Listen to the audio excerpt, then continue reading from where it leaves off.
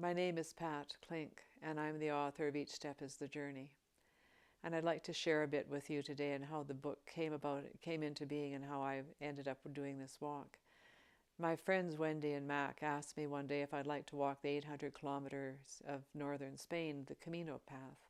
And I said yes immediately. I have no idea why I said yes. That's a long walk. But I had done other walks of 1 and 2 weeks and thought maybe the length would be an interesting challenge. And I love Spanish, the language and the people, and I don't know northern Spain, so it all came together. I also wanted to see the cathedrals of Burgos and Leon, which are truly magnificent cathedrals. So I started off with these goals that were going to be met regardless of what happened. And as I walked, the feeling of spirituality became stronger and stronger. Then one morning I fell very hard on the pavement as we were leaving for no apparent reason. There were no stones, there was nothing on the pavement.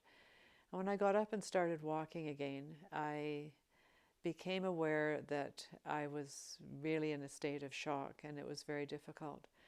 And as I was experiencing this difficulty, this challenge, I felt an arm around my shoulders and turned and looked, and it was my father walking beside me.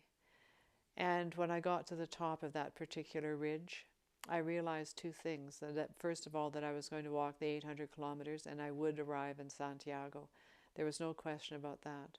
And the second thing was I made up my mind I would write up the experience of this journey and I would publish it. I'd done a lot of writing at that time, but never published anything. So the background of the book comes from that particular moment. The power of a small moment, I guess, is really described in it.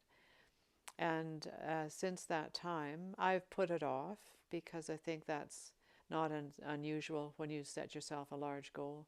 But finally, the deep commitment to my father and to the extraordinary experience of the Camino was what motivated me. And I hope in sharing that with you, you'll find similar small moments of beauty and power in your lives.